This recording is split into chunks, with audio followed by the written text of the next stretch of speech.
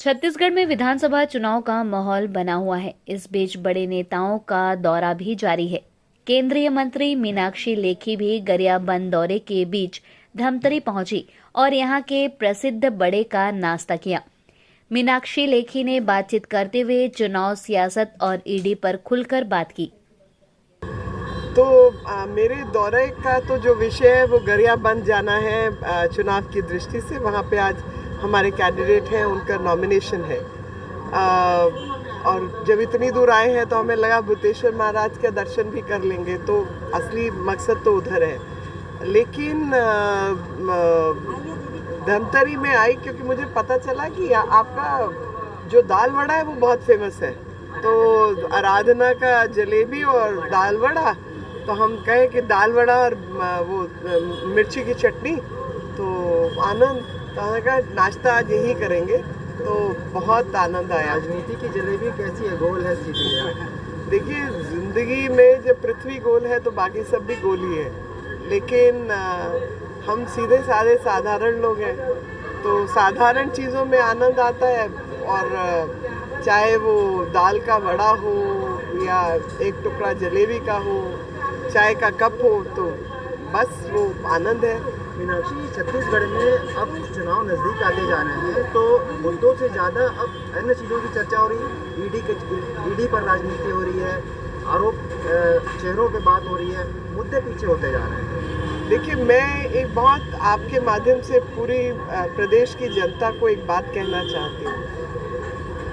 हम सब जो साधारण लोग हैं, जिनका आनंद छोटी छोटी चीज़ों में है कि एक प्लेट दाल वड़ा खा लिया, ज़्यादा लालच आया 2 प्लेट खा लिया, और टुकड़ा जलेबी खा लिया, कुछ ज़्यादा डपट हुई तो चलो एक और खा ली, इससे ज़्यादा हम कुछ खा पी नहीं सकते। लेकिन जो लोग देश का, प्रदेश का धन खा रहे हैं, प्रदेश को लूट के बैठे हैं, काम कर ही नहीं रहे, तो वो विकास की बात नहीं करेंगे, वो ईडी की और आईटी की बात करेंगे। आप मुझे बताइए, दाल वड़ा खाने वाले, चाय का प्याला पीने वाले, आप जैसे लोग, मेरे जैसे लोग, हमको ईडी आईटी से डर लगता है क्या?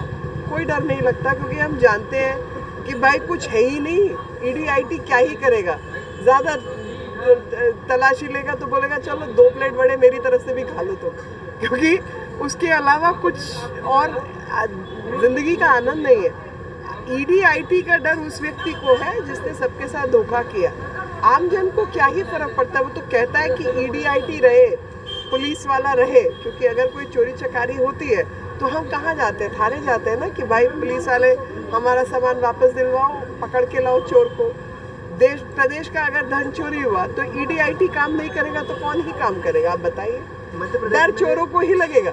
मध्य प्रदेश में कांग्रेस में भी चर्चा हो रही है फिलहाल, धमतरी का नाम भी उसमें शामिल है। यहाँ के प्रत्याशी बदले जा सकते हैं, तो मुझे नहीं मालूम कि वो क्या चुनावी दृष्टि से करेंगे, मगर ये ज़रूर पक्का है कि जिन लोगों से जो भी सेटलमेंट करके टिकटें बांटी है, तो शायद उनके सामने भी सच्चाई सामने आ रही होगी कि क्या गड़बड़ है, और उनको पता होगा। मैं तो कल लिस्ट देख रही थी, कितने ऐसे प्रत्याशी हैं कि हम किसी को टिकट ही नहीं देते। मैं अगर कमेटी में बैठी होती, एक को टिकट नहीं मिलता। मतलब आप सोचिए, पूर्व मुख्यमंत्री का बयान था तंचमाल, एक मुख्यमंत्री, दूसरे मुख्यमंत्री 15 महीने के लिए रहे, लेकिन उनका बयान था माल है, आइटम है। कोई कहता है महिलाओं के बारे में बच्चे पैदा करने की मशीन है। इस तरीके की अभद्र भाषा प्रयोग करने वाले लोग तो पार्टी में भरे हुए हैं। पता नहीं प्रियंका गांधी कहाँ घूमती है, जो ये भी नहीं देख पा रही कि किस किस किस्म के लोगों को टिकटें बांटी हैं। और किसी के ऊपर रेप का केस है, किसी के ऊपर ट्रेन में छेड़छाड़ का केस है, कोई मतलब गलत चीज़ों में फंसे हुए लोग, इस तरीके के लोगों को टिकटें बांटी हैं। तो आप बताइए, चुनाव तो उन्होंने ही तय किया हारने का, तो मुझे क्या है? मुझे तो अच्छा है। स्थिति क्या लग रही है? बीजेपी की स्थिति बहुत अच्छी है।